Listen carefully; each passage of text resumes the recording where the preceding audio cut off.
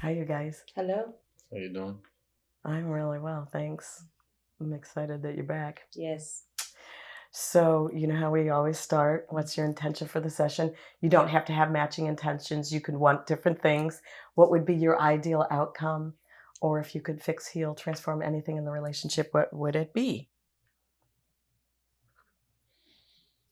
I'm in such a good mood this time than I was last time. Like everything's I didn't do all my homework sessions, but I did one, and it was great. Which one was it? You can speak for yourself. Which one?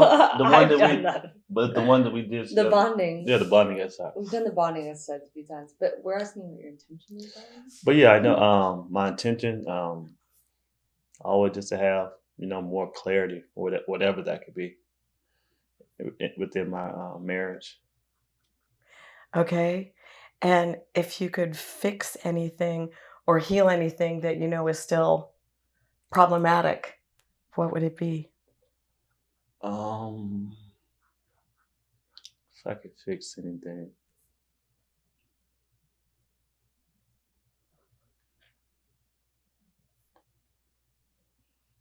Probably my wife's attitude. Yeah.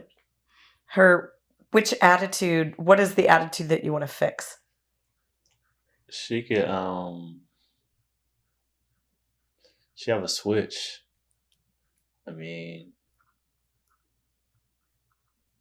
she just have a switch that can make her just tick. It's like she could be calm, but she hit that switch and she just completely flips. Kind of like, who is this person type of thing. She flips. Like, what do you mean? She starts screaming or she starts expressing big emotions? She just very mad. Like, Mad. Just like mad. Like, got anger mad. Okay. And you don't. Wait, what did you say? No, I don't. I said, and you don't. Oh, and you don't. Oh, and you don't. I'm just saying, I think we all do. Yeah, but that's where I think it can be improved. Okay, good. Thank you, Dawn. How about you, Patricia? What's your goal for this session? My goal for this session, to have a better understanding of myself, and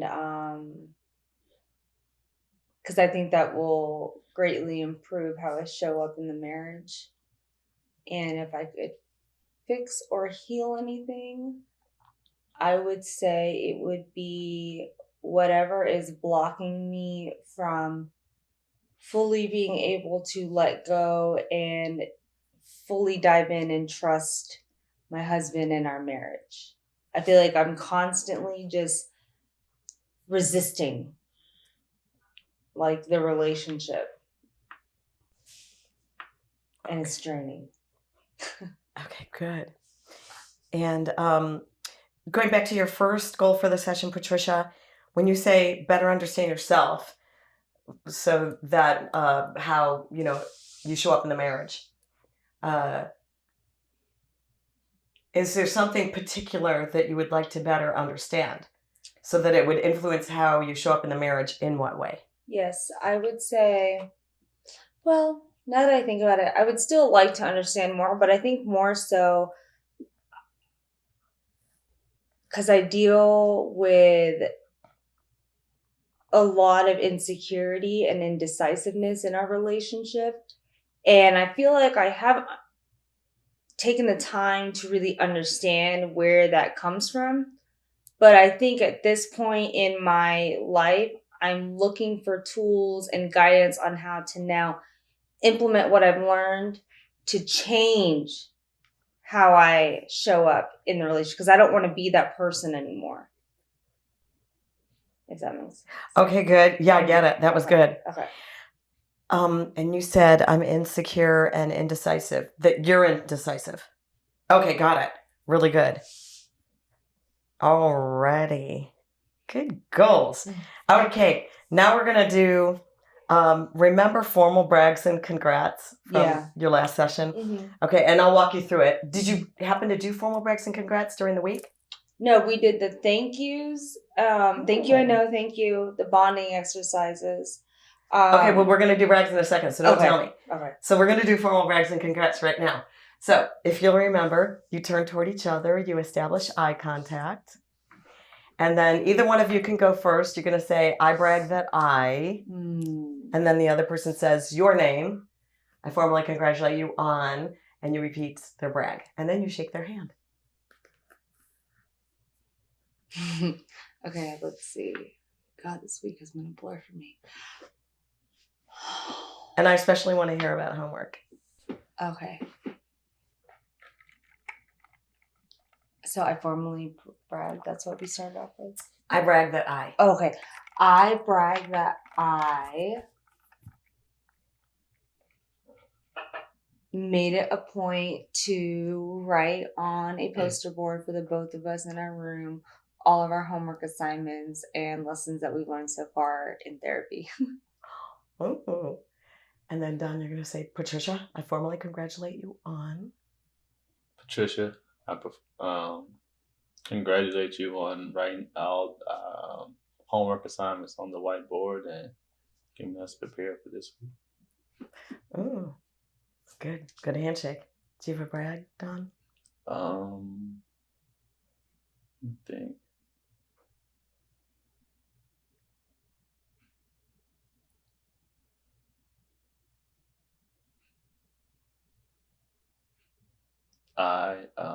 How do I start off again? I brag that I.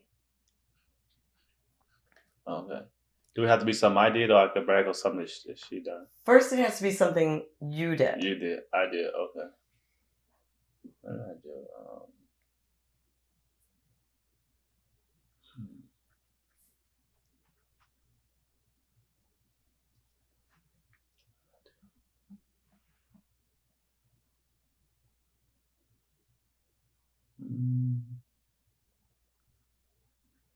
I'm so proud right now. Do you need Patricia to give you a hint? If you're Yeah, having trouble remembering some homework that you did? Did I initiate it? It doesn't matter. Okay.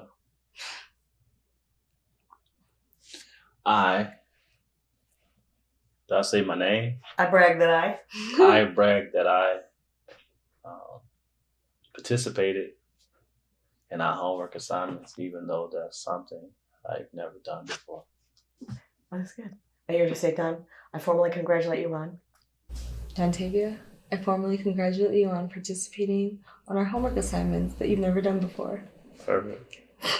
That's really good. Now, once you run out of things to brag about yourself for, then you can brag on the other person. Okay. So if one of you didn't brag something that the other one wants to recognize you for, you can do that now. You would just say their name, and I formally congratulate you on, and then you thank them for whatever they did. Patricia, I formally congratulate you on just holding us accountable this week and in regards to preparing our whiteboard and taking initiative to do the homework assignment. Thank you. And then you're going to shake her hand. Awesome. Wait, no one bragged the bonding exercises. You said you did the bonding exercises and... the thank you, I know. Who's going to brag those? I did, right? Well, yeah, but you didn't specify which exercise. But I guess that's what you were talking about. Oh, yeah. Oh, okay, got it. Mm-hmm. So you can go ahead and say, I brag that I initiated the bonding exercises and the thank you exercise. Okay. And anything else you did. I brag that I initiated the bonding exercises, the thank you, I knows, and yeah, that's it. Then you say, Patricia, I formally congratulate you on. Patricia, I formally congratulate you on initiating the bonding exercise. Good job. And you can relax. How does it feel doing the formal brags and congrats now? Bragging about yourself and being thanked by the other person. It's easier for me now. I mean, not like totally comfortable. It's always but been easy for me. Yeah, we know. But it's been... What was that? What did you say, Don? It's always been easy for me. It's always been easy for you. Yeah. It kind of depends on how you were raised. Yeah, for sure. And you were raised, Patricia, that's conceited and don't expect thanks. And Don, you were raised, you're an amazing person, right? Yeah, Yes. makes such a difference. So you're starting to get used to it, Patricia? I'm getting more comfortable with it. Yeah. That's good. Yeah. You don't feel just like you want to jump out of your skin anymore. Not as much. I feel like I'm just more aware of that. So I'm like, no, just take it in. Good. Yeah. That's really awesome. That expands your capacity for receiving, like we were talking about last time. Yeah. Okay, really good. So you did the bonding exercises how many times? Twice. At least twice? Yeah. Okay. And you did the thank you exercise. Thank you and thank you, I know. Oh, yeah. Pretty much I feel like most of the week, because he's been really good at... I've noticed this week, I don't know if you're doing it intentionally, but he's been complimenting me a lot more, which makes me feel good. Yeah. So I'm just trying to take it. Yeah. Well, that's really good. And then you guys did not do the talking stick homework. No, but I would say that at night, we have been having great conversations. And I guess we just need to implement this talking stick with it.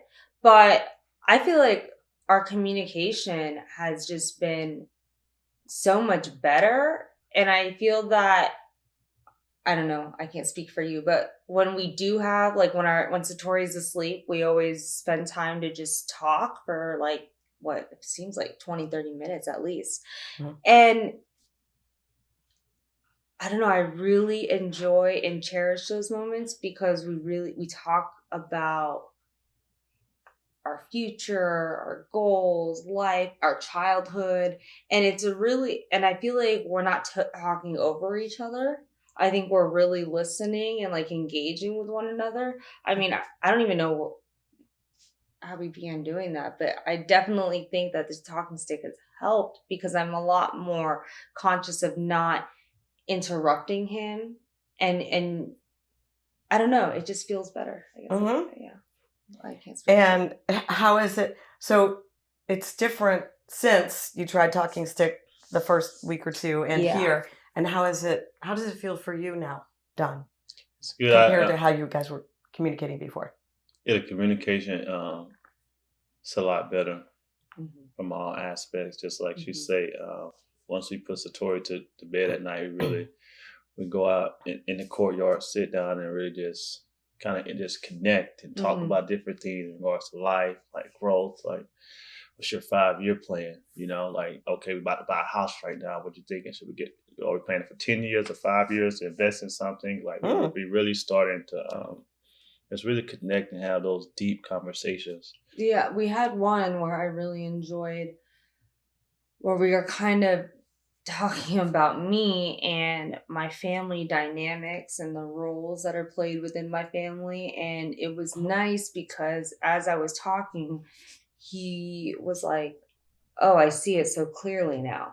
It's like, I understand why you are the way you are. It makes perfect sense. Yeah. And for me, that was so validating to what I'm trying to work through right now. Because I think all the issues I'm trying to work on, it kind of depersonalized that a little bit for me. And it was like, oh, so like, you understand why I am the way I am. It's not like I'm just innately this way and I'm bad. It's like, oh, you see how the roles that my mom and my dad and my biological father played. Okay. And sorry. So you didn't do your homework. Talking stick. Yeah. Yeah. Yeah. So that means I charge you double this session. Yeah. Because remember that? Yeah. And you were supposed to do 2 or more. And Don's a withdrawer? Or you're both a little bit withdrawer? I'm both, supposed to? But he's a withdrawer. He was supposed to initiate. Oh, yeah. Just got to hold on. So I usually pick on the withdrawer to initiate the talking stick. Mm-hmm. Is the idea of it scary to you at all? No, it's time. It really... Wait, hold on. Sorry. He was supposed to initiate. No, you were supposed to be practicing being in the feminine. It's really more so... I have to do better with the time I have because I look at I work from 4 a.m. to 3 In the afternoon? in the afternoon. That's not good for you. You must stop doing that. No, like I realistically like not 4 a.m. I wake up at 4. I start like 4:30. I That's prefer. still doing. But- That's like 1.5 He's hours. cutting 30 minutes off. I'm really like 4:30 a.m. to 3 a.m. 3 p.m. like 100 miles per hour. Then my wife go to work from 2:30 to 11 p.m. So like it's like It's like the time is not there. you know. That's so- the problem. Okay, so let's talk about it for a minute. Let's talk about it. Okay. I'm not going to charge you double this time, but next time I'm definitely charging you double. This is your third warning. I'm also cutting back on work, so that'll be a lot more Okay, good. doable. Because think about it this way. So we're going to talk about this from two directions. One is a beloved relationship is like a really beautiful plant. And you either take the time to give it water and sunshine and the nutrients it needs, or you neglect it. Mm-hmm. If you neglect it, it dies, or at least suffers. If you give it a little bit here and there, and if you give it what it needs, nutrients, sun, and water, it will flourish. It's just like that. And also it's important for Satori Mm-hmm. that her parents have a big love relationship. I'll tell you one of the biggest reasons why. In fact, there's a whole chapter about this in my parenting book. So I have this parenting book on my website, Raising Humane Beings. There's a chapter called The Holy Trinity Within Your Home. It's not a religious thing. It's the pyramid that the base is built out of the man and the woman. Mm-hmm. You're the base of the pyramid. And then the child or children are in the supported position. So you are each other's primary priority relationship. You both feel like you're first with one another. Mm-hmm. You're the first person. You're my number one person in my life. Mm-hmm. Not the number one thing. The number one thing is your purpose, your life purpose. Okay. That's what keeps you balanced. Even if your beloved relationship gets rocky, someone gets upset, you won't collapse. So your life purpose is your most important thing in your life. Your beloved is your most important person Okay. in your life. And you can feel it. Like a man can feel it when the woman is making her life all about the man. He can feel it and it feels ick. And a woman can feel when a man is making his whole life is about her. She won't trust him. A woman has to know her man has his purpose, life purpose. Mm-hmm. That's the most important thing. If she feels like she can pull him off course, oh, don't go to work today. Oh, okay, I won't. Let's just stay in bed all day. She knows she can't trust him. What she wants him to say, she doesn't want him to say, okay, I'll skip work today. What she wants him to say is, oh my God, I would just love to stay in bed with you all day. Mm-hmm. Look at you. Oh my God, you're so tasty. But I'm going to go to work and then hold that thought because I'm coming back and I'll be back at 6 tonight and we're going to pick up where we left off. Mm-hmm. Now that man, that woman will trust. Okay, so that's one reason. One reason you have to make time to do these ridiculous exercises. And believe me, I don't just give them to you because I think it would be fun to make you do goofy things. I do it because I've been doing this for 27 years. Yes. And I've seen from the evidence from all the couples that either do the homework or don't do the homework. And you did have great progress this week. Mm-hmm. That's fantastic because you implemented the tools right away. You had change right away. And also you're loving, wise people. So you can imagine, I see couples, they come in fighting and they can't stop fighting until they make themselves do the talking stick. Mm. So, but because you had that success right away with your communication and your last session, by the end, you had that really deep, profound connection with the many hands-on healing. Yeah. So you guys went, okay, now we're okay. Now we don't have to do the talking stick anymore. Mm-hmm. But just in the beginning, I want you to. Now, the other reason I want you to, aside from it really works, to help you with communication, and I'm glad your communication's better, but do this anyway, twice a week, initiated by Don, since he was more of the withdrawer, Mm-hmm. is because of this. Your goal, Patricia, one of your goals was to get over that, I was looking for the but. I know he's a good man. He's a great man. look at him here for me, the way he's here for me. But what if he leaves me, or what if he does that again, or what if he does? So it's the but that kind of trips you up. Mm-hmm. Well, when Counselor Jane says, these are your homework assignments, I'm going to charge you double if you don't do them. Okay, deal. She heard you say yes last time. So even though you guys had a great week communication-wise, and you didn't really need to do talking stick, no issues came up, no fights came up, no disconnects. Even though you had a really great week in terms of communication to continue rebuilding Patricia's trust, she would have to see you, Don, doing ridiculous little things that don't even seem that important, that you don't even really need to do right now because your communication is so good. She has to see you say, oh, okay, I'll initiate talking stick because I'm the withdrawer. And then she saw you not. Even though does this make sense? Oh, no. What do you guys, both of you, either one of you, what do you think of what I just said? It makes sense.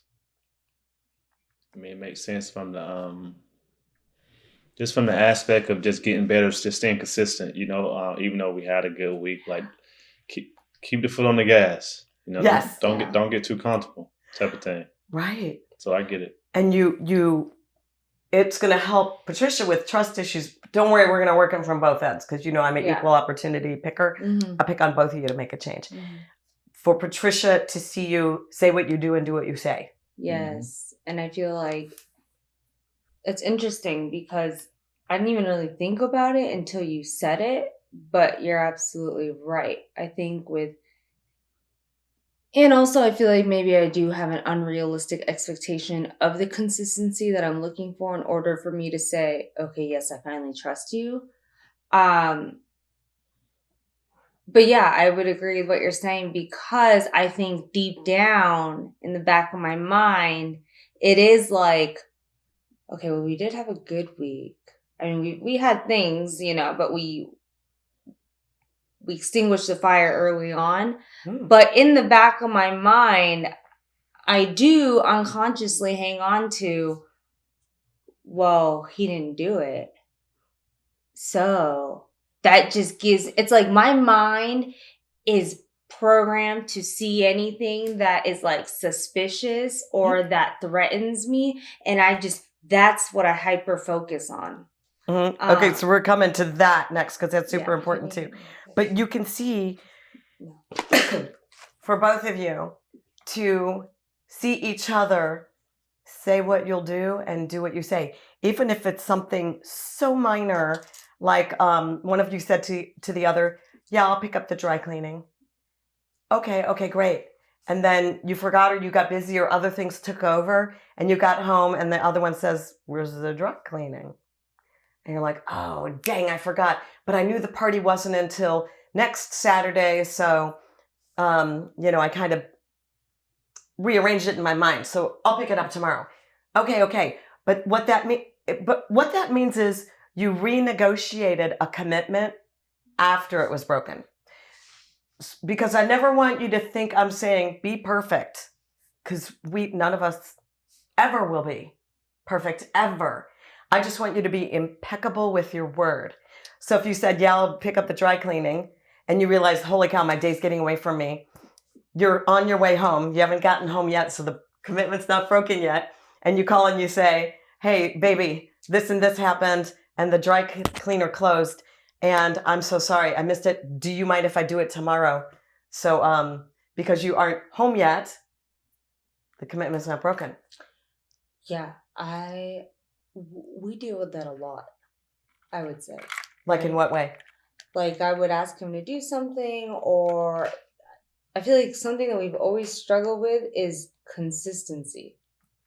And that is what makes it hard for me to lean in and trust all the way, because I'm thinking, well, if you can't do this small thing, how am I going to trust you? How the hell am I going to trust you with the bigger things? Yes. And I mean, wouldn't you agree? Mm-hmm.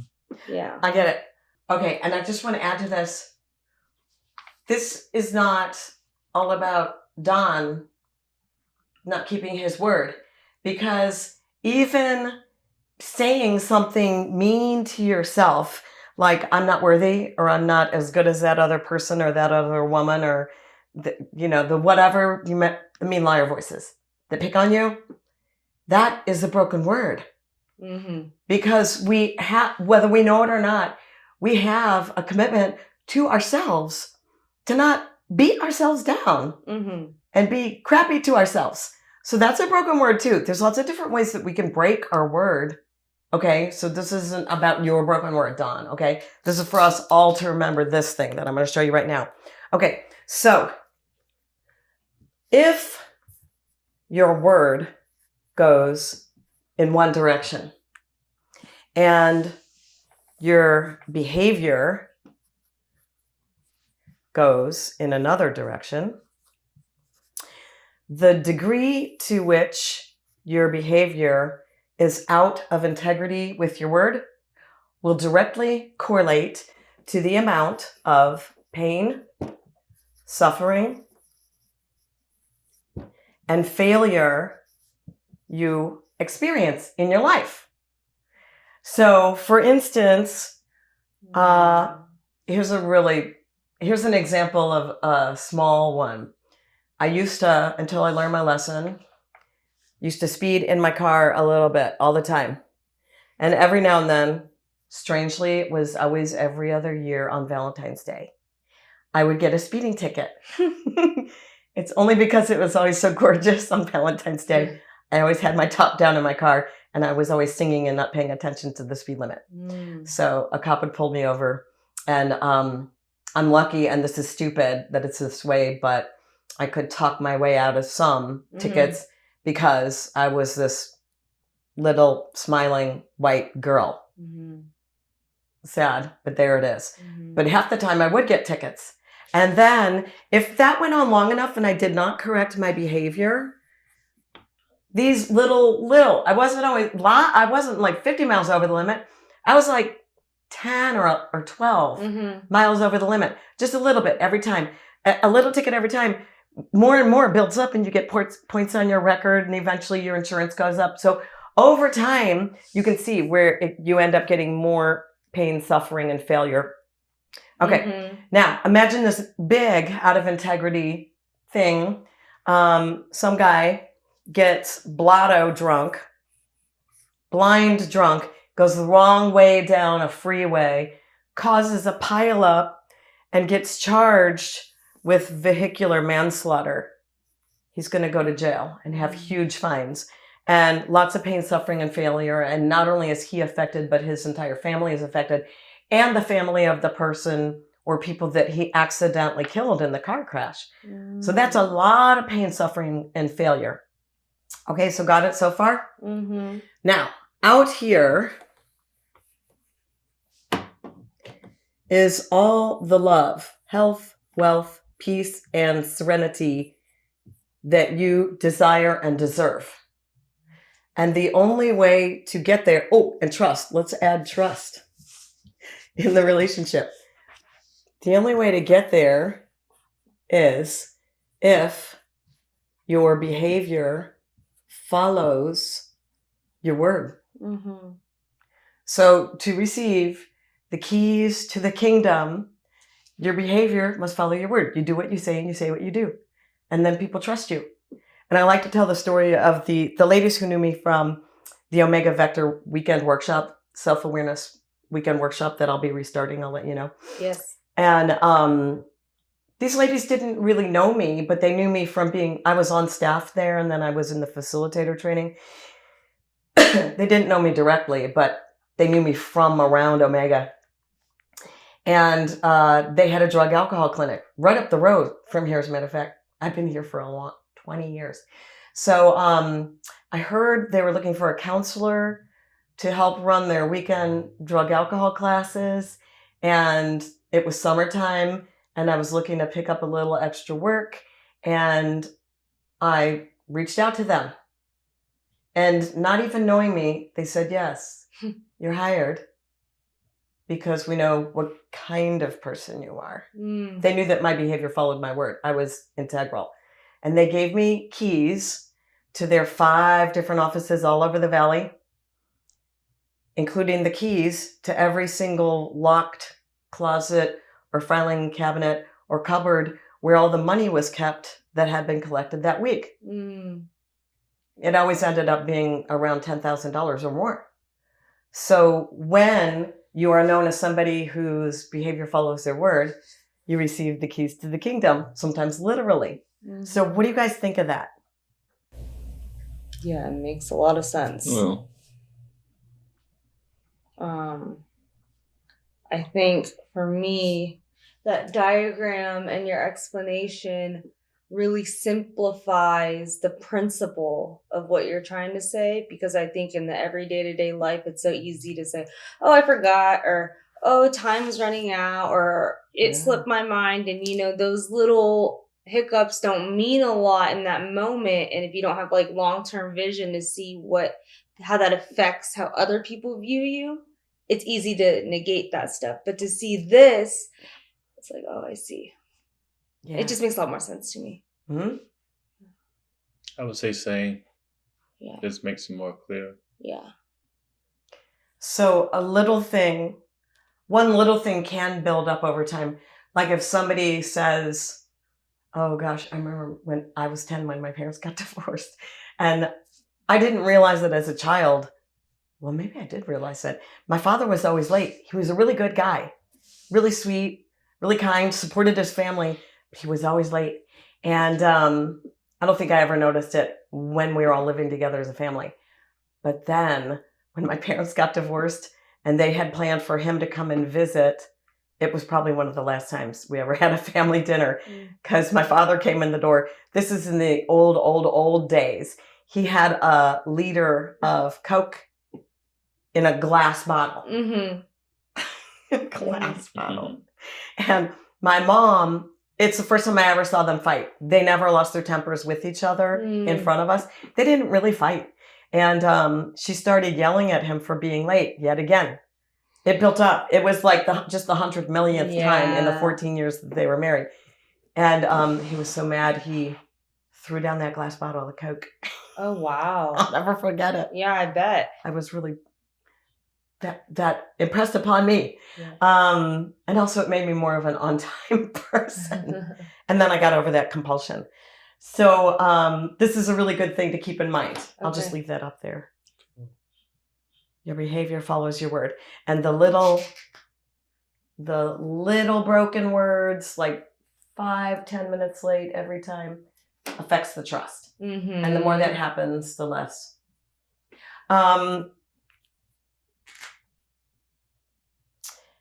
Also, it kind of depends on the person too. If this is a small thing, I can remember having a girlfriend for years. She died sadly a couple of years ago of a stroke, but she was Jamaican, and they had a completely different time agreement where she came from. I don't know. Maybe it's more like Native American people have the same sort of thing. Like I used to do a lot of Native American sweats in a sweat lodge. In a Native American sweat lodge, it starts when everybody shows up. And it's done when everybody's done and That's leaves. like how it is for Filipinos. We always say it's Filipino time. Filipino time. Tell them 3, you show up at 5. Right. So it's literally a cultural thing. Yeah. So if I really needed Faith to be somewhere on time, I would just tell her it started 45 minutes before it really did. Yeah. And that way she would be pretty close to on time. But I loved her. There was so much other goodness. And there were things I didn't need to rely on her for.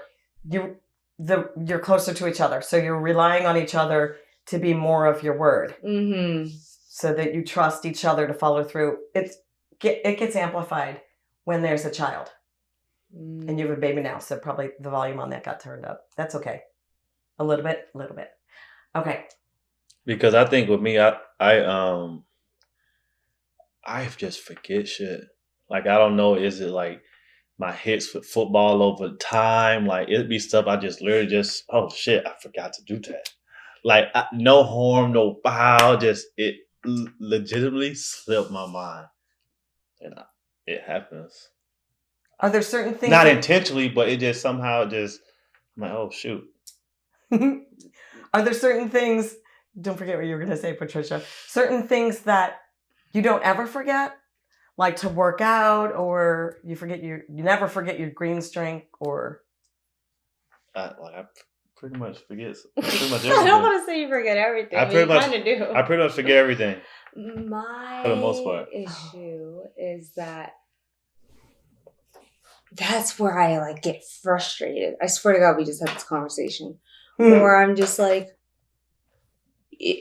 wake up and write something down so you remember. Like do something, because what I observe of my husband is that he's just one track mind. Like, you know, and granted, yeah. I can see that's probably what got you to the NFL. You know, he stays dedicated to one thing and his commitment is bar none. But everything else is like, right. You know? Oh, I get it. I'm going to put this back over here. And that's what's hard, because then I'm like, if you're so hyper focused on work, you're not, he doesn't know how to spread it out. And and the thing is, it's hard because I know he doesn't intentionally do it. But after 3 years, I'm kind of like, over it? Yeah, a little bit. Okay. There's normally a very real reason why that happens. When you were growing up, Dawn, did you have a mother or father or any older siblings that reminded you to do things? Or maybe did them for you? Say my mom. She did a lot of things for you, or reminded you to do things, or both? Probably both. Got it. Like she reminded you your homework's due tomorrow, so make sure you get it done tonight, and don't forget to take your tennis shoes and put them in your bag. All that. Don't forget, you know,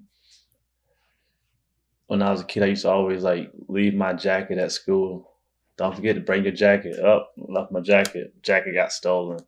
Ooh. So sometimes when you would leave a thing, would your mom or a family member go take you back to get the thing, or they would go back and get the thing for you?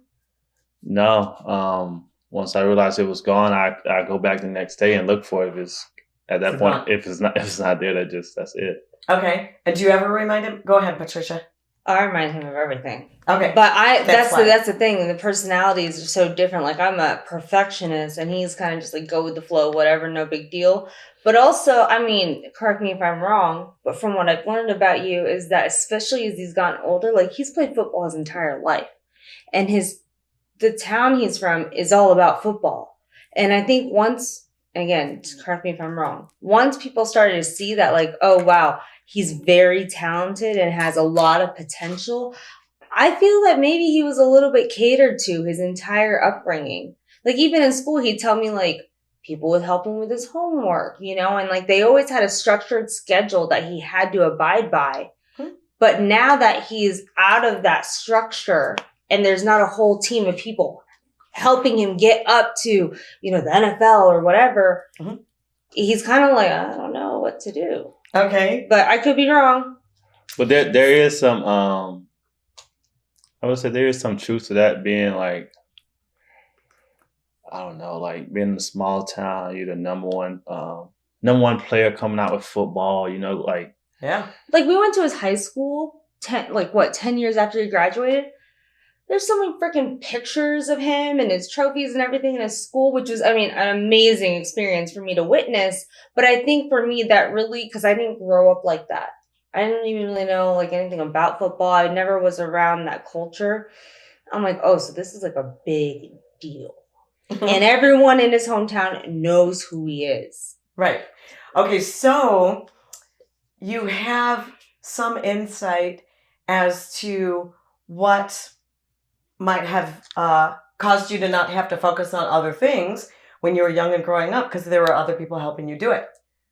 And including throughout your professional football career. Yeah, just like for instance, in college, like going to with USF, like I tell my mother, like me and my brother, we had 2 different college experiences because I went to college on a full football scholarship. So now she had to go through the process with him of figuring out how to get him into school, like loans and stuff like that. Oh yeah. And in regards to like being on full football scholarship, the whole college experience is different from the average person. So we had people that really right there, like, okay, do this and do this. And like, and I noticed like when all that is over, like, man, all that is gone now. Like Kind of like, where's my guidance type of thing. Because we were watching the show actually together, and it shows how exactly what he's saying. When people see potential in a player that they can go pro or whatever, it's like you have a whole team of people that's just catering you. So, part of that is once that's gone, most pro athletes can feel a little bit of depression. I just did a show with I'm the main counselor for the National Association for Ball Players. So I just did 2 shows over the last 2 months with them on depression once your professional career is over. As an athlete, there's lots of depression. Oh yeah, like and identity loss. Yeah. So all of that. Let's come back to that because it's really important. So the other thing is I want you to know, and this goes for your husband and your children. If you remind them to do things, you will amplify their foggy-headedness. Yeah. They'll be more likely to forget to do things if you remind them. I get it. Now, if you use, I know what you can do. Chapter 10 in my parenting book, the parenting book that's on my website, Raising Human Beings. If you want to get it, it's a Kindle or a PDF or a audio recording. Okay, chapter 10 is called The Yes After You, the solution to all your problems. So what parents usually do is they remind their kid over and over and over to do their homework or bring home their jacket or take your lunch or, take your homework or, and when someone reminds that kid so much all the time, that kid knows I don't have to remember anything because mom's going to nag me 20 times about it anyway. I don't have to remember. And so, and women do it with their husbands, and sometimes husbands do it with their women too. So in this case, you can see how reminding him isn't making it better, it's making it worse. Even if you remind him something, he might still forget it, especially because you're reminded. Because part of it is it does make him foggy-headed. Like in his deep subconscious, he knows I really don't have to remember anything because Patricia's going to remind me. And the other part of it is whether you know it or not, there has to be something deep unconscious in there that says, does she think I'm stupid? That she has to keep reminding me? And it could even trigger a subtle payback.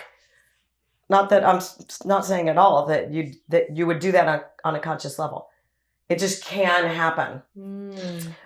And I was telling my wife, because say for instance, we had I had just changed Satori's diaper.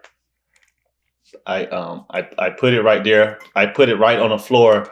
I know that when I was finished, I was gonna get it and basically put it away. Yes. But she kind of went out, like, you did this before. And I'm like, you didn't give me time to do it because I take it from like, even when we be in her car together, I could get out the car and I know to lock the door, but just how she is, like the control, once she get like lock the door, like I know to lock the door, but she feel the need that she have to say it every time, lock the door. Does it piss you off? Yeah, because it's like she say it every time, like I know to lock. It's like she don't even give me time, like I'm gonna lock the door. Right. But she feel it's like, I guess it's like natural. It seems like it's just natural. Every time she get out of the car, she just have to like tell me to lock the door. I'm a little OCD. So you're gonna support Patricia in her strength and not her weakness. So instead of doing what she says and locking the door, or maybe arguing, you don't have to tell me to lock the door every time. I'm gonna lock the door. You're gonna do something completely different. And it almost doesn't matter what, because remember in the book, The Way of the Superior Man by David Data, David Data talks about pierce her mood with your thunderbolt of love. I don't know if that means you're going to crack a joke or pick her up in the air and twirl her over your head or press her against the wall with your chest and belly and lick her face or throw her down on the living room floor and rip off her clothes and make love to her. He goes, I don't know what you'll do. You'll be hit with a flash of brilliance in each moment. So you could do something completely different, like, no, I don't think I'm going to lock the door today, but thank you for asking. Or you could say, no, I think I'm going to leave this dirty diaper right here, but thank you for reminding me. So you could just start saying something silly or funny. How do you usually respond when she does that? Like in an attitude way back, like I'm gonna do it. Like just give me time. Like So you would get pissed. yeah. Okay. You know what? That could be leading to the subtle, tiny, broken agreements. Like you said, that's a chronic issue, subtle, tiny, broken. And then it's like a self-fulfilling prophecy because you feel like he's not going to remember things because I've seen him not remember things. So I'm going to remind him. And then he doesn't. You remind him and then he doesn't do it, which is like maybe a little subconscious payback. And then you feel like I have to remind him. And then you keep on doing that to each other. Yeah. Story of like the entire time we've met. Right. So you remember the Women's Lip Socks audio download? Yes, I know. Okay. So you being I know sometimes women say, well, I'm just a little OCD. And then after they say that, they kind of expect their man to work around their OCD. But he wants to support you in your strength and not your weakness. And if you want to know more about that, you got to get that book by Gay and Kathleen Hendricks called Centering and the Art of Intimacy Handbook. Which I need to look up their number and call them because I've heard it's out of print, but you can find it, but it's the most brilliant book, Centering in the Art of Intimacy Handbook. Okay. If you really can't find that one, get their book, Conscious Loving, which is as good. It's just longer. Okay. They're both great books. They're the greatest couples counselors, and they're still alive and in California. Who is the Conscious Loving by? Conscious Loving, Gay and Kathleen Hendricks. Okay. So what they say is, like couples develop all kinds of codependent behaviors to work around each other's stuck spot. But we don't want you tiptoeing around each other's landmines. We want you to do an excavation of the landmines. So we're going to go to some of your other topics now. So you can see you might be triggering. So last thing I'll say about this is, Patricia, you get to do a homework assignment where you're relaxing into your feminine and don't remind him what to do. And here's what moms, women and moms especially, always tell me. If I don't tell my man what to do, life will be utter chaos and things will fall apart. And I'm like, let them fall apart. Because you got to put down, you see her uncomfortableness. You're going to put down your oars because we don't want you in your masculine. That's exhausting for you. And it never works. It doesn't ever get your man to do what you want him to do. And you're feminine grounded. Now, if you were a truly masculine grounded woman, logic first, feelings second, I would say, yeah, tell him what to do. But you need a feminine grounded man. I feel like a masculine woman, I feel like that's stressful. You kind of feel like you're always kind of on edge all the time. You know, like I feel like naturally as a woman, you kind of just want to just sit back somewhat. You relax on your throne and you let your man serve you. And she would give you space and time to pick up the dirty diaper. But what if he never does? What if that shit is just still there the next day? Then here's what you do. Here's what you do. So do you remember this one? I might have already told you this one. Maybe I didn't. Okay. So when women get fed up enough, when they've been with their man long enough and they get fed up enough, because he leaves the dirty diaper there on the floor.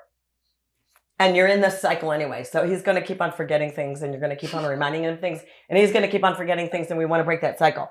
And you want to be more in the feminine. Because it's true what Don said. It's way more relaxing for you to sit back on your throne and allow your wonderful, beautiful, lovely man to serve you. And women can't believe if I put down the oars, we'll just float around. We won't go anywhere. Just wait. He will pick up the oars. And if he doesn't eventually pick up the oars, what are you doing in that boat? But this man, you've seen his commitment because look at his football career. He can get done anything he wants, anything he sets his mind to.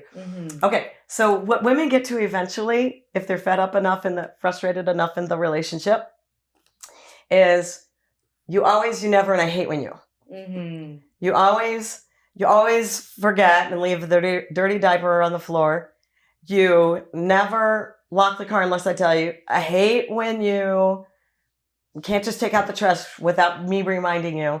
So that's what women start to sound like, the nagging fishwife, fingernails on the chalkboard. You never, and I hate when you. That's what women start to say.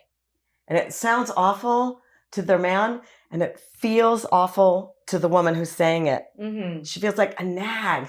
No, definitely feel that way. So instead, we're going to use I love when you. It's so hot when you. It's so sexy when you. So, was I telling you guys the analogy about the woman who wanted her husband to mow the lawn? Yes. Okay, so that was like in your first session or your second Yes. session? Yes. So she just whispered in his ear. Okay, so I'm going to show you how to do this. Okay. In fact, we're going to do an experiment of it right now. And we're even going to use a little Mama Gina technique. So if you want to read a really great book, get Mama Gina's School of Womanly Arts. That's a great one. It's GENA. Or Mama Gina's Owners and Operators Guide to Men. Any one of her older books. Her newest book is super, super serious and sort of sad. Okay. And you can read that one eventually. Okay. It's an important book. But to start with, I want you to read one of her older books. Okay. Okay, so this is what you're going to do. Let's say he does forget, you gave him space. And 45 minutes later, the dirty poopy diaper is still laying on the floor. Okay? So you're never going to remind him. Don't remind him anything ever. Just stay silent. And if he doesn't do the thing, first wait a long time. And then if he still hasn't done the thing, you're going to whisper in his ear, that is so sexy when you pick up the dirty poopy diaper. That really turns me on. Okay? But you're going to do it in a very specific way that you're going to practice on Don right now. Okay. You're going to whisper that in his ear. Okay. Okay? But while you're whispering, Hit me with it. that's right. You guys are already getting giggly. See, so you know any good tool usually makes you feel happy inside. Okay, so what you're gonna do, Patricia, you're gonna do a Mama Gina technique. Okay. So while you're saying this, whispering this in Don's ear, that really turns me on when you pick up the dirty diapers. Oh, so hot. You're gonna be thinking about your. So I'll just tell you, Mama Gina's expression. A woman shouldn't do anything that doesn't make her pussy wet. That's true. I agree. So here's what you're going to do. Good It's advice. good. Really good advice. That's true. So here's what you're going to do. Look at Don is just getting this big smile. So here's what you're going to do. Before you whisper this into Don's ear, I want you to think about the last time the two of you had some really great sex and he was doing something specific to you that was making your whole body hum and shiver and shake.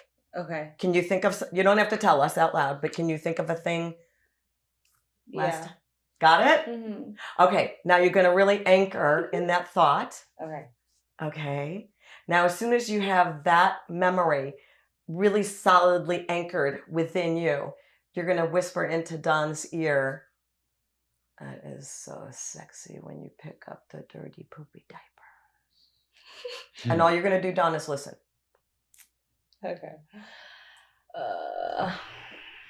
Why is this so hard for me? Sit back if you want me to.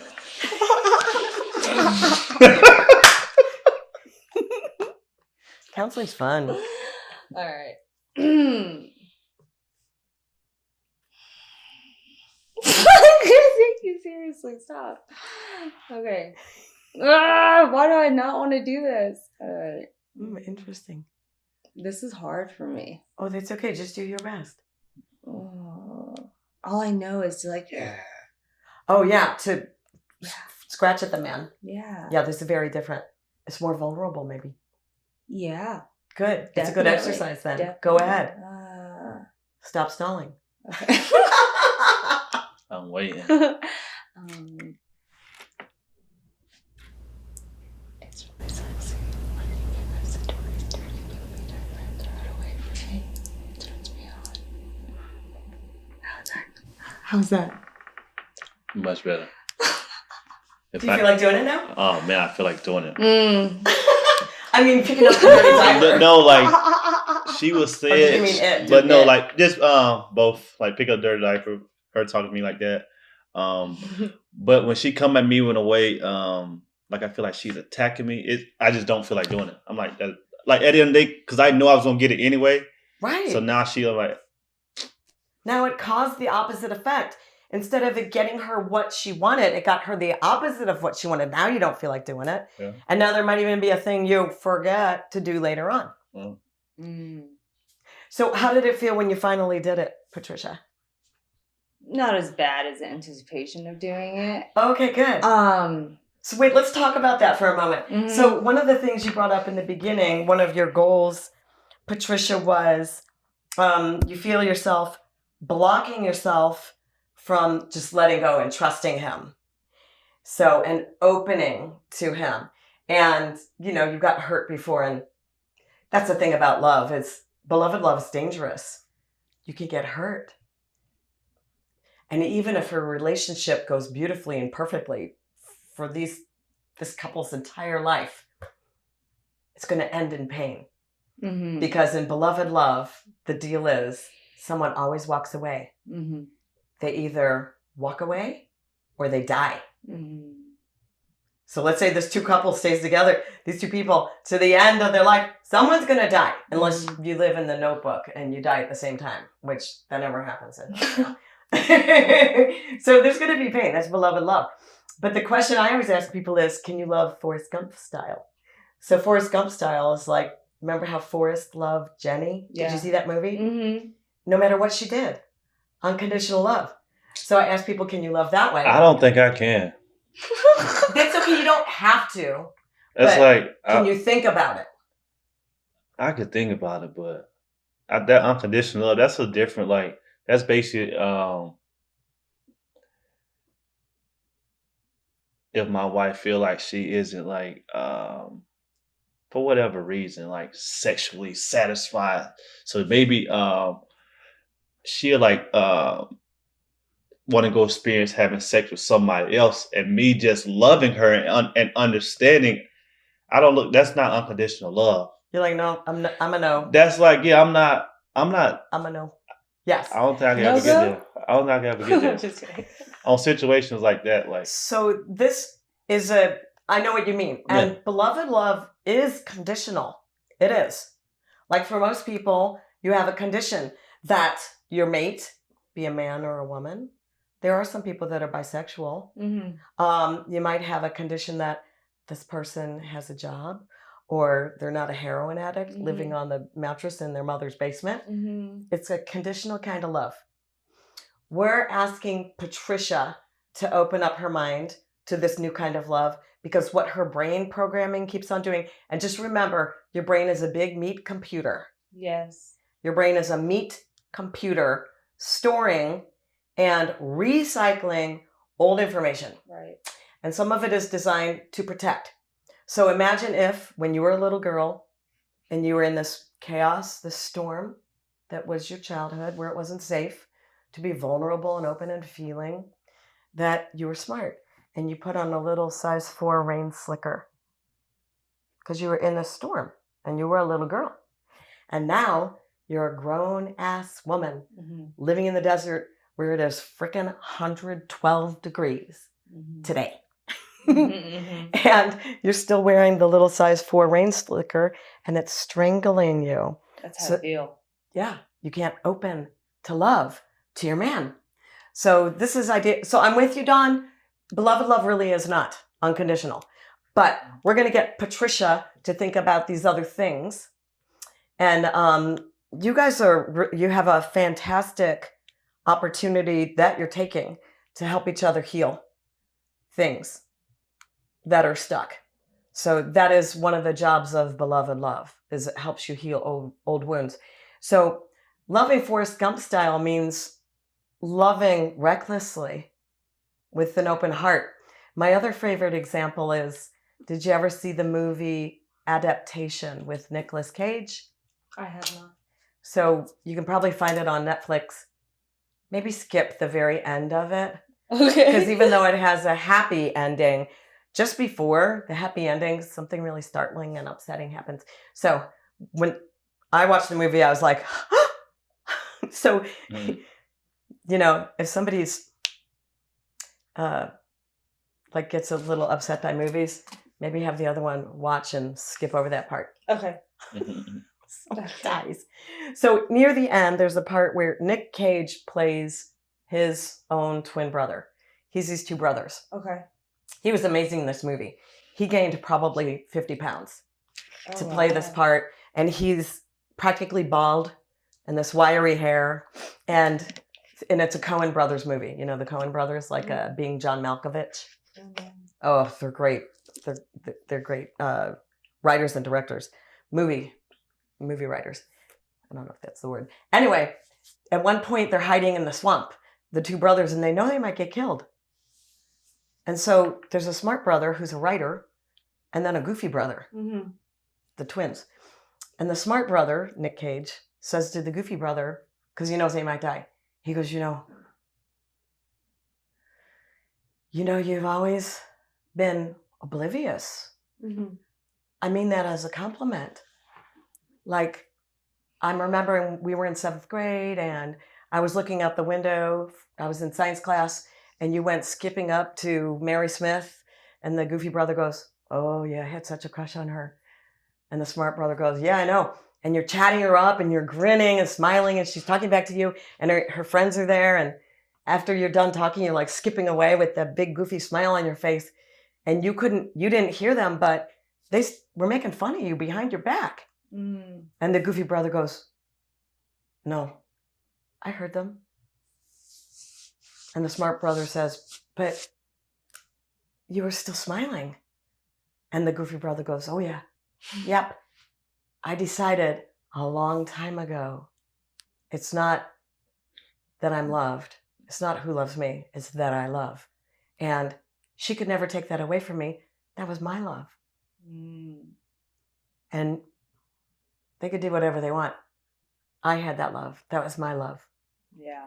So we can love that way, not to be naive and stupid, and for a woman or a man to stay with somebody who's constantly cheating on them or always getting drunk and beating them up. No, sometimes we have to find the appropriate distance at which to love someone.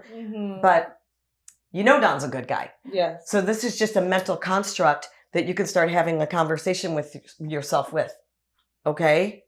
Now, we're going to do something that's going to help with the trust. Patricia, your goal, which is letting go and trusting, and also Dawn, your goal. Oh gosh. Okay.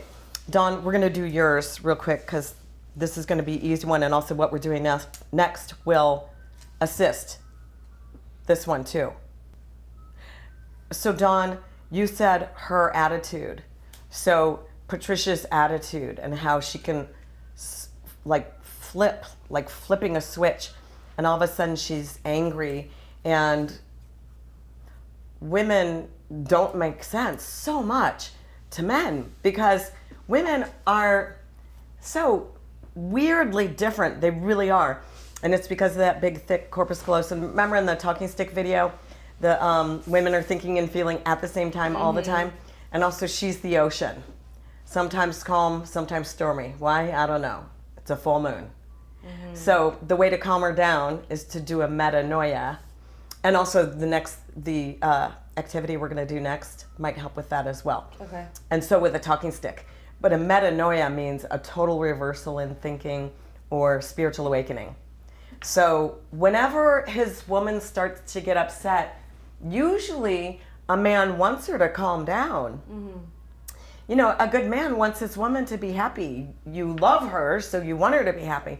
And usually a good man feels like it's his fault when she's not happy. And usually women are critical creatures. So when you're reading Way of the Superior Man, he says in the book, women are critical. And I'm sorry, but it is true. I apologize. So your homework assignment, Dawn, is going to be when she flips and gets angry, one thing you can do is say, hey, baby, I want to hear all your emotions. May I get you the talking stick? Or you could say, let her rip. You're gorgeous when you're angry. I want to hear all your emotions. I'm right here. And fullness of presence fixes everything. So I just have to work on when she gets so mad, like I go right there with her, like. Right. So you're reacting to her reaction. Yeah. Yeah. So since you're the masculine, you're more logical. So that means you're just going to hold the space. You're going to say, let it out. Or you could say, when you get loud like that, I stop being able to hear you. So let me get you the talking stick. Because I want to hear everything. You can't say, Jane said you can't raise your voice to me, you have to use the talking stick. Because then she's going to say, I'm not doing that. I'm going to throw the talking stick. Yeah. So you're going to say, I want to hear all your feelings. Let me get you the talking stick. I want to hear everything. So now we're going to do, and also you're going to start inviting all her emotions. And I think you already said you don't make the man mistake where you say, calm down, you're overreacting, you're too sensitive. You need to let that go because those are the big man mistakes and men need to stop doing that. Yeah, So now we're going to do, good man. So now we're going to do, remember the video called Healing Old Wounds with the 4 A's? We're going to do that right now. Okay. I'm going to walk you through it. I know you saw the video, but I'm going to walk you through it. Okay. So you're going to turn toward each other, establish eye contact, and now Patricia, you're going to get down into one sentence to Don. When you did this, it made me feel this. When I found out you were looking at that woman's profile, that broke my heart. It could be anything, though. It doesn't have to be that. It could be anything you're still holding.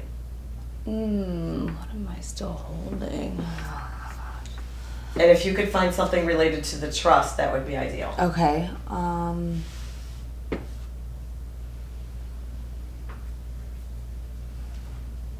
In one sentence, okay. Yes.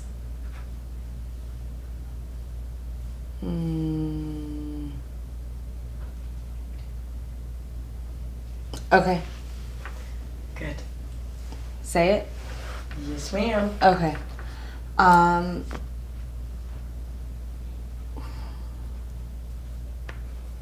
When you messaged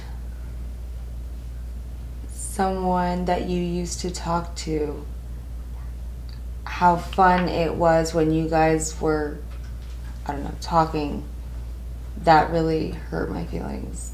Good. Now, Dawn, you're going to do the first day, which is to acknowledge. So you're going to repeat. You're going to say, "I understand," or "I acknowledge that when I did this, it made you feel this."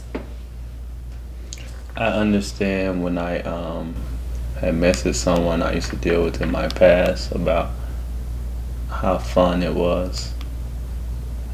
It rubbed you the wrong way. That's close. Can you tell them the sentence again? Yeah, when you message someone from your past about how fun it was that you guys were flirting, it really hurt my feelings. Good. When I messaged someone from my past that I used to talk to about how fun it was, that really hurt your feelings. That was really good, Dawn. Now you get to do the same sentence over again, only this time with an apology. So that's the second A. First is acknowledge and second is apologize. And it's different than talking stick. You can hold hands if you want. In talking stick, you're not touching. But this one, it is better to be touching. So now I just... Same sentence, only with an apology. When you saw that I was messaging someone from my past, and just...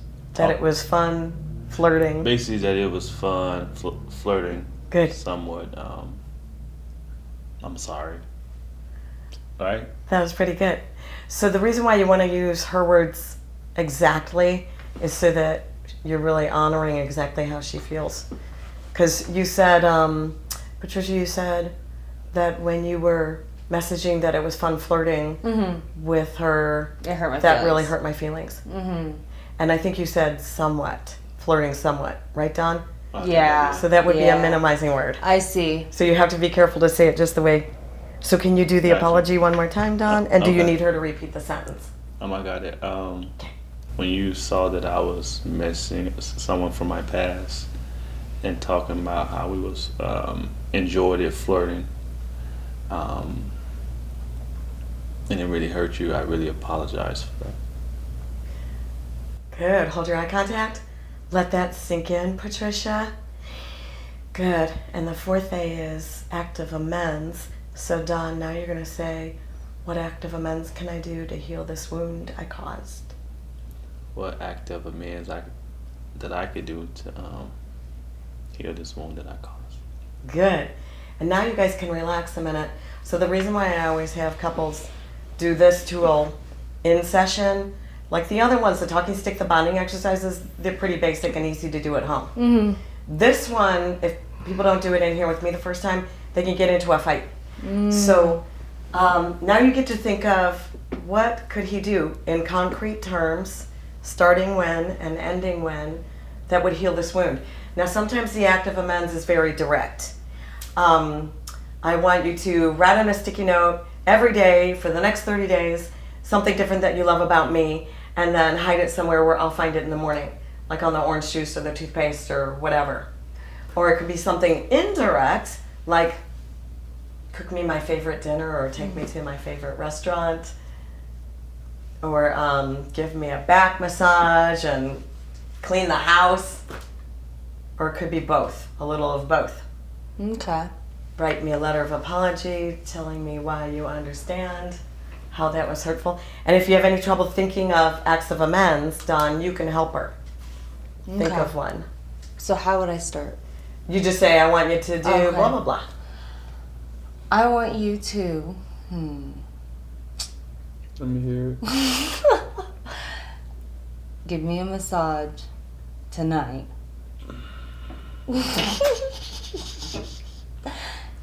And also, if you feel the urge in the future to talk to someone from your past, discuss it with me first. Is that reasonable? No, not unreasonable. Has it happened again since then? Was I flirting though? No, but it was just a little like, oh, that was good times. Like, okay, let it be there. It was just, I didn't hear what Don said. Was it what? Was it like that big of a deal? Yeah. but Okay. it would be a big So- deal to you so- if you saw it and I did it, Right. right? And also, so with the 4A's, you were healing something that they felt hurt about. So it's exactly the same thing as if I walked by you and I accidentally stepped on your toe. Mm-hmm. And you said, hey, Jane, ow. Mm-hmm. And I go, ow what? Well, you stepped on my toe. And I said, oh, I didn't mean to. Did I apologize yet? No. No. Mm-mm. And if you said, well, you did. I get that you didn't mean to, but you did hurt me. Well, okay. I'm sorry, okay? Have I apologized yet? No. I still haven't apologized. Pissed at this point. Yes. But now if I really care about you and our relationship, even if I didn't mean to hurt you, or it was like such a little thing, like I barely stepped on your toe, and you go, yeah, but it really did hurt me. What makes it hurt more is I don't care. Mm-hmm. What makes it hurt less is, oh, I really care. I didn't mean to step on your toe, and I'm so sorry that I did. Mm-hmm. What can I do? Do you need me to kiss your toe? Now you feel way better. Okay, does that make sense? Mm-hmm. Okay, good. So, there's another thing that people do sometimes when I'm helping them do the 4A's. When they do the second part, the apology, they go, when I sent a flirtatious text, I'm sorry you're hurt. Mm-hmm. I'm sorry you're hurt. Mm-hmm. Did I apologize yet? I said I'm sorry you're hurt. I still didn't apologize. Yeah. I'm sorry you're hurt. If you weren't hurt, this wouldn't be an issue. So why are you hurt? Right. No, what we say, and most counselors don't like this. I'm different than most counselors. Most counselors don't say that you can't say, you hurt my feelings. I'm upset because of what you did. Most counselors say you have to take responsibility for your own feelings. But we're healing a wound right now. And you want to heal it. And at a certain level, we have to heal it that way. Like hurt child. Mm-hmm. Okay, so I'm belaboring the point. We're going to run out of time. So, let's see. Patricia, you want a massage tonight. Mm-hmm. And, here's the only reason why. That's a given. You don't want him to send a flirtatious or reach out to an ex or somebody that he had a flirt with from the past. The reason why we can't say if anytime in the future you're thinking about messaging somebody, please just check in with me first. Make sure I'm comfortable with it. The reason why we can't is because that's open-ended. And the act of amends has to happen. It starts here, it ends here, and at the end of the act of amends, you are forgiven. But it's a given that hurts. So if you want to hurt me again, do that again. Right. And I'm going to realize maybe you don't actually care about me. Right. So when you're doing an act of amends, it's sort of, you know what? You get what I'm saying. It's a given. Okay, so do you need anything else, Patricia? He's going to massage your back tonight. Do you need him to write a letter or a card or give you a compliment every day for a certain number of days? Which I know he's already doing. I would like for the next 3 days. Look a little more excited, Dawn. For the next 3 days, I want you to spend time with me before bed, just cuddling. Oh, good. How much time? 5 minutes. That's all? Yeah, I can do that. For 3 days. Okay. Now, Dawn, if you can agree to those acts of amends, you're going to repeat them. The massage and the cuddling for 3 days for 5 minutes before bed. How do I start it? Just telling her that I'm You're going to say, I would be happy to. I would love to heal this wound by doing this and this and this. I would love to heal that wound. I will start off by giving you your massage tonight, and over the next 3 days, I will make it a priority that we cuddle up 5 minutes before bed. That's good. And now you're going to say to Patricia, can you please forgive me? And then Patricia, you're either going to say, yes, I feel it. I forgive you now. You are forgiven. Or you're going to say, ask me again at the end of the 3 days. Or you might say, I can forgive you half now and half then. Please ask me again. You are half forgiven as of now. So now you get to ask for forgiveness, Don. Am I forgiven? I'd say. And by me being forgiven, that means never bringing it up again. Ooh, so let me butt in while you're deciding, Patricia.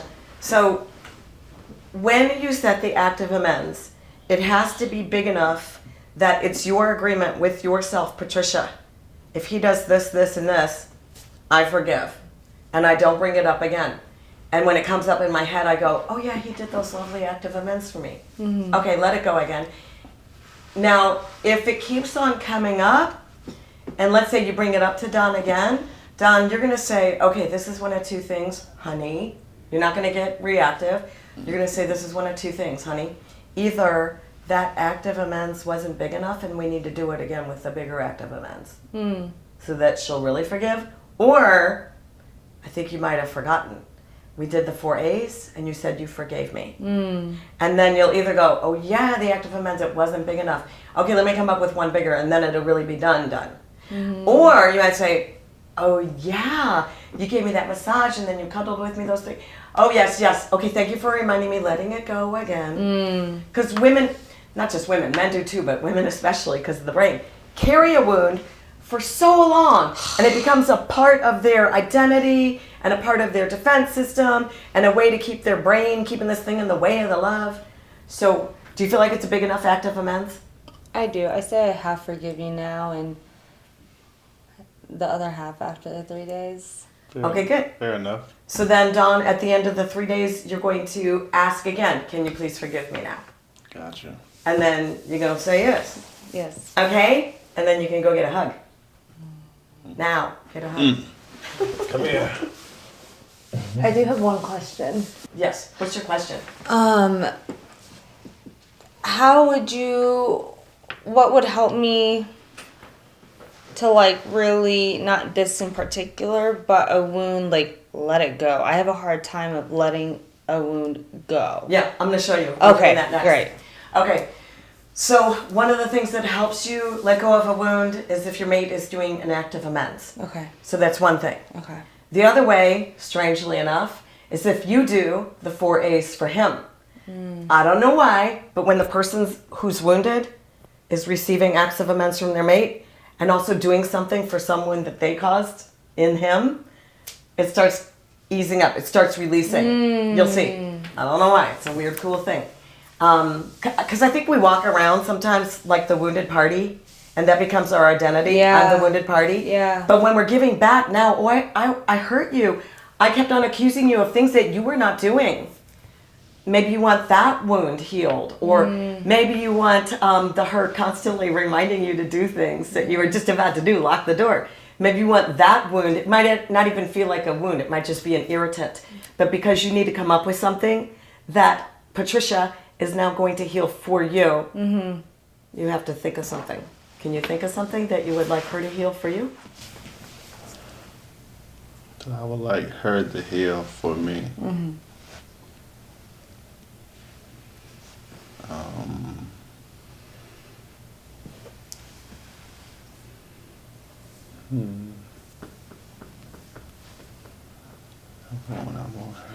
And Don, you can ask Patricia for help because it's really hard for men to think of something that upset them because they box it up and put it away. Got something? Yes, I don't know how, I'm just gonna say it, then we'll figure out how to Yes. implement it. Perfect. But my wife has a hard time apologizing for when she's wrong. I got it. So can you put it into a sentence like, whenever you have refused to apologize when you knew you were wrong, it makes me feel, what, like not respected or not cared for? When you don't apologize when you're wrong, it makes me feel like you don't understand where I'm coming from. Good. Great. And now hold your eye contact. Patricia, the first A is I understand or I acknowledge that when I understand and acknowledge that when I don't apologize when I'm wrong, it makes you feel like I don't understand where you're coming from. Good. Now hold hands, please. And you're going to do the second A, which is the same sentence with an apology. When I don't apologize when I do something wrong, it makes you feel like I don't understand where you're coming from, and I apologize. That's really good. Now, if you want bonus points, you say it. You can change the words around. You can't change the words. You can change the order, though, as long as you're using the same words. Okay. So you could even say something like, I am so sorry that I make you feel like I don't know where you're coming from I see. when I refuse to apologize. Okay. Or say something, I feel that you don't take accountability.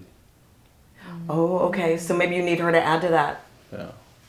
That maybe it even makes you feel like you're not safe because she's never going to be accountable. Yeah, You're going to be the only one who ever apologizes. Yeah, I feel that whenever you're wrong, you don't never apologize. It's like you don't never want to take full accountability for what you've done. Good. Can you say it like that, Patricia? The second part, the apology? Yeah, you can just do Okay. it with the apology, the second one. I'm really sorry that it makes you feel like I don't take accountability when I can't apologize for something when I'm wrong. Perfect. That was pretty good. You said, I'm sorry that it makes you feel like. So instead you're going to say, I'm sorry that I make you feel like. Okay. Yeah, I see that. Can you do it again? Yes. You don't have to do the whole thing, but just do the main parts of it. I'm really sorry that I make you feel like I can't take my own accountability when I don't apologize after I've done something wrong. That's great. Yeah. That's really good. I mean, you did, a baker's dozen. Okay. That was way above and beyond the Call of Duty. Okay. So you just literally did the same sentence four different ways. So that was really good. Did you feel it go in, Dawn? Yeah, She for sure. really meant it. Yeah. Yeah. So now you get to say, what can I do? What act of amends can I do to heal this wound that I caused? Let me ask first. Hang on now. Here we go. What act of amends can I do to heal this wound that I've caused?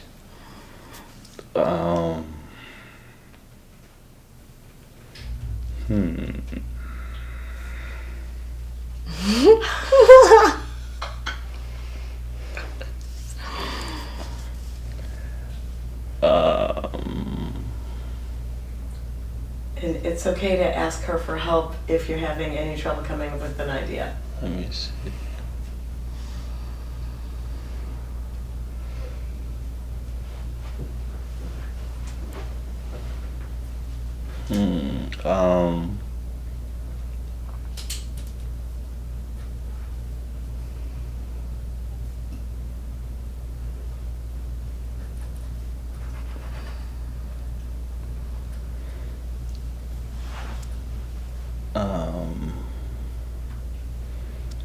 I would say over the next 3 days, over the next 3 to 5 days, you cook dinner. Well, it has to be 3 or 4 or 5. You have to give her a concrete number. Okay. I would say 3 days over the next 5. Make dinner. Okay. 3 of the next 5 days. Oh, okay. Okay. Any Yeah. 3 in the next 5 Yeah, days. yeah, Okay, yeah, okay. yeah. Got it? No. Anything else you know you need, Don?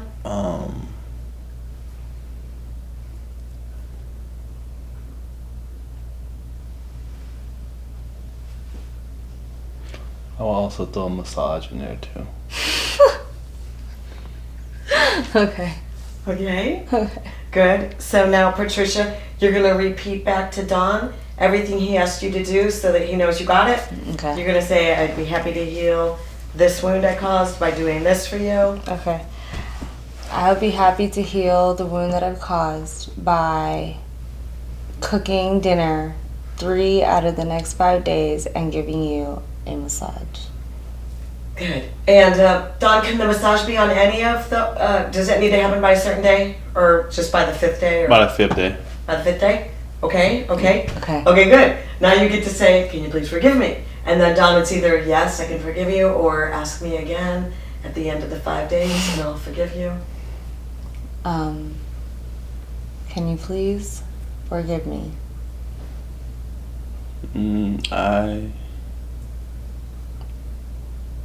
25% forgive. That's good. The other 75 would be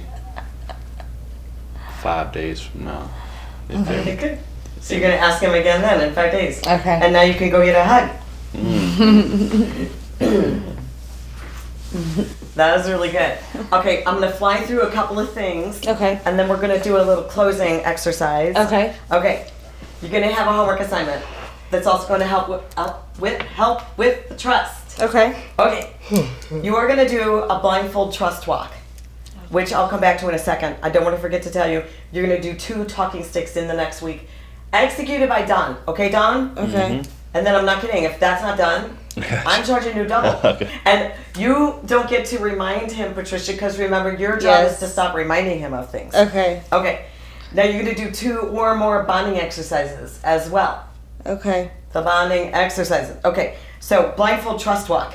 I want you to go someplace public. So one of the best places is a shopping mall. One of my favorite ones is Scottsdale Civic Center Okay. because I don't know if it's still there, but right inside by Hula's? No. We're going to go there this weekend anyway. What's the what? You going this weekend anyway? Oh, how perfect! So there used to be a chair massager place in there, and there's the good smelly soap things. Yeah, I know what you're talking about. Bathworks, and so one person is blindfolded, and it's usually good to go ladies first. So Patricia is blindfolded first for 20 minutes. Now, if somebody mall security stops you and says that's a hazard, you can't be blindfolded, just say, okay, sorry, we're doing a homework assignment. Don't worry, we'll take it off. But then the person who is not blindfolded has to be trusted to keep their eyes shut. No cheating. Okay. Don't peek. Okay. Okay, I trust you.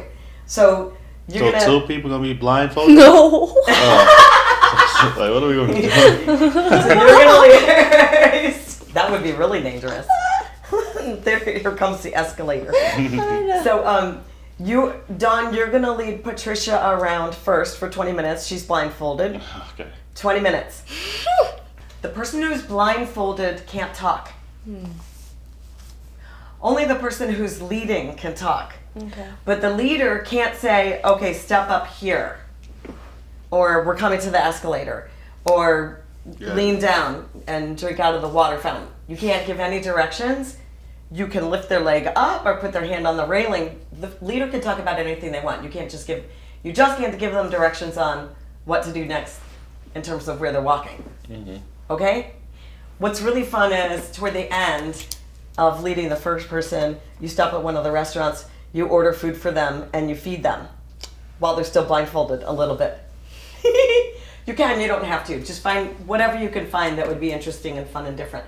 Then, when dinner's almost done, or lunch, then the other person, so Dawn, you're going to have blindfold on you, and Patricia, you might finish feeding him, or if you're not doing food, then you switch and you walk around wherever.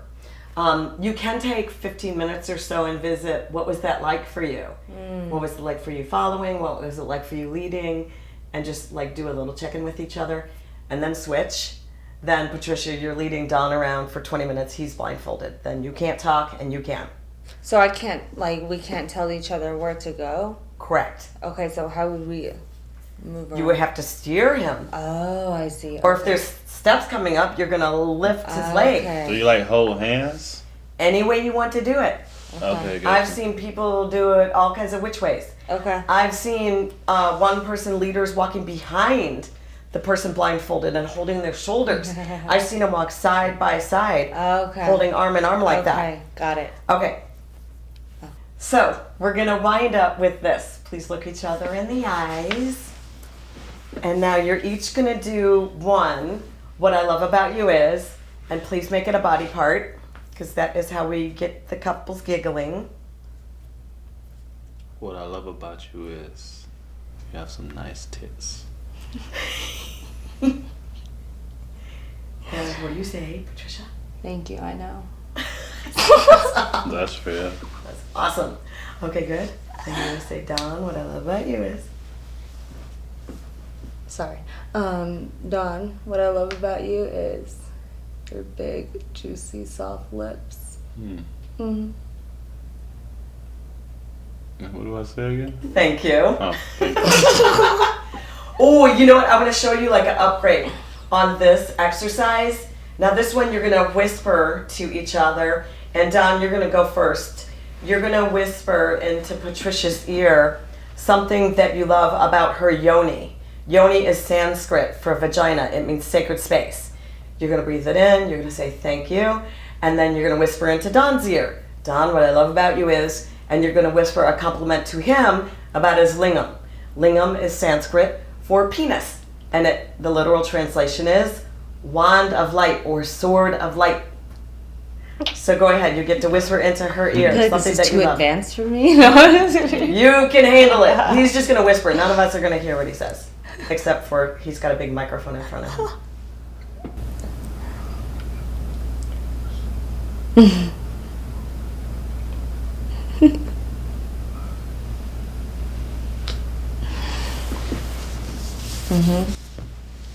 Thank you, I know. Okay. Now you're going to whisper one to him about his lingam. Let's talk about it.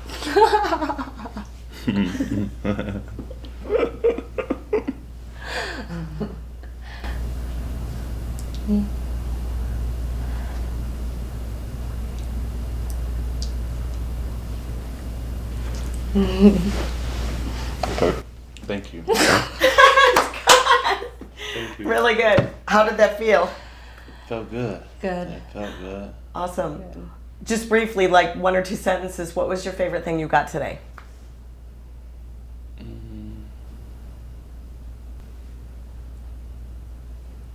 I think one of the one homework assignments that I'm really looking forward for that I took from this session today is the blindfold. Mm-hmm. I feel like, and my wife, Oh, it's gonna be it's gonna hard. be like one of those things like, you gotta listen to me. I'm controlling this right now. You blindfolded. And Yeah. so that's what I'm looking forward to doing that. Good. Awesome.